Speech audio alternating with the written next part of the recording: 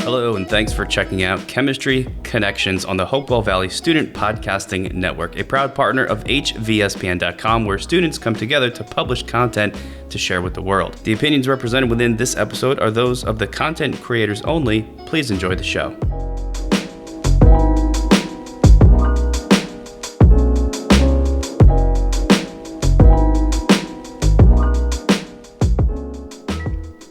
Welcome to Chemistry Connections.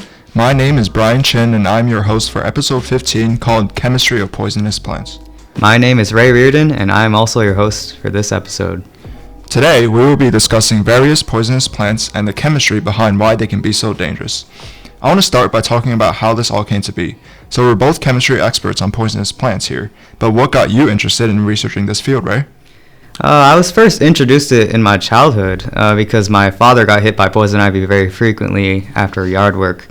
He was constantly complaining about the itch and the fact that there's no immediate way to cure it. This really got me wondering why this was so, and also how poison ivy even caused these reactions just by brushing up against the skin. And after that, I started researching other poisonous plants, and the rest is history. That's so interesting. So how exactly does poison ivy cause these reactions? So urushiol is the chemical in poison ivy that actually causes the allergic reaction.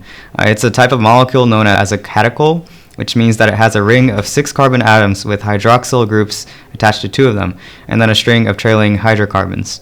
When something brushes up against poison ivy and urushiol comes into contact with air as a result, it reacts with the O2 molecules in the air and becomes oxidized.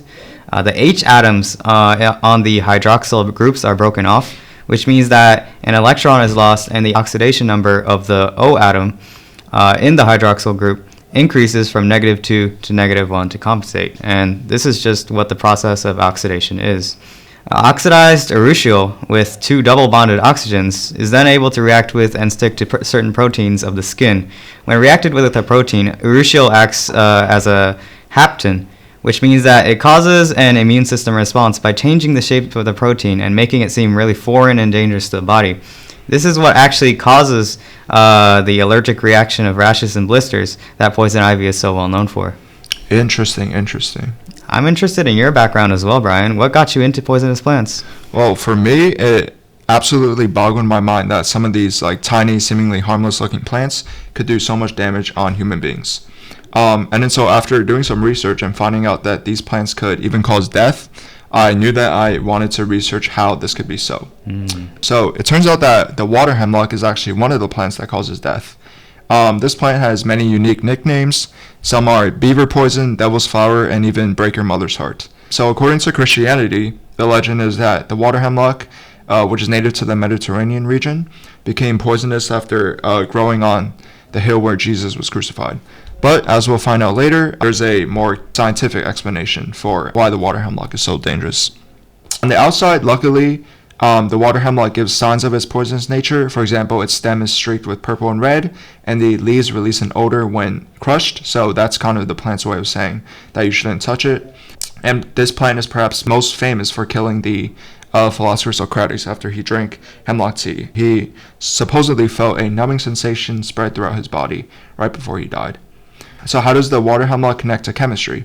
It connects to chemistry because of the molecule in its poison called cyclotoxin. So this molecule has a chemical formula of C17H22O2. Because of its formula and the structure, cyclotoxin qualifies as an alcohol because there are 2 hydroxyl groups, OHs, attached to cyclotoxin's carbon atoms, and the entire thing qualifies as a hydrocarbon chain. So chemically, when cyclotoxin enters a patient's bloodstream, neuronal depolarization is caused. So essentially, the inside of a neuron cell becomes less negative than the outside. And so too much of this depolarization causes these neuron cells to become overactive. And overactive cells is the reason why your nervous system can be damaged, why seizures can be induced when people ingest water hemlock. And if these seizures aren't treated, they can even lead to swelling in the brain, muscle breakdown, and your blood becoming too acidic. Just some other symptoms of water hemlock to give an idea of how dangerous it is. It can also cause nausea, vomiting, abdominal pain, and tremors. Yikes. Alright, so let's talk a little bit about treatment. Turns out that chemistry is also used when identifying cyclotoxin in a patient and treating it. So hospital labs actually use mass spectrums to see whether or not a patient's blood has ciguatoxin. So after the patient's blood is put in a mass spectrometer, a mass spectrum is produced. So mass spectrums, I won't go into too much detail, but they essentially show peaks. Each peak represents an atom or a group of atoms. The specific atom or group of atoms can be identified using the mass, which shows up in the mass spectrum as well. And then the height of the peak essentially shows the how abundant the atom or atoms is in the substance. And so when put in a mass spectrum, any mass spectrum, ciguatoxin always shows up the same way, kind of like a person's fingerprint. And so this basically allows doctors to easily identify ciguatoxin, even if there are other substances in the patient's blood. Wow, to think that there's such great chemistry, not only behind the poison, but also behind an important part of treating it. Yeah, right? Oh, I think we have time for one more plant. Ooh, I'd love to talk about one of my other favorites. It's the stinging nettle. The nettle, which can grow up to 7 feet tall, has stinging hairs known as trichromes on its green leaves, which can be as big as 6 inches, and stem. These trichromes inject harmful chemicals upon contact, and because of its unique effects, the nettle has even impacted Western culture to a certain extent. Aesop had a fable called The Boy and the Nettle, and the English word nettled, which denotes someone who's irritated, is also derived from the properties of the stinging nettle.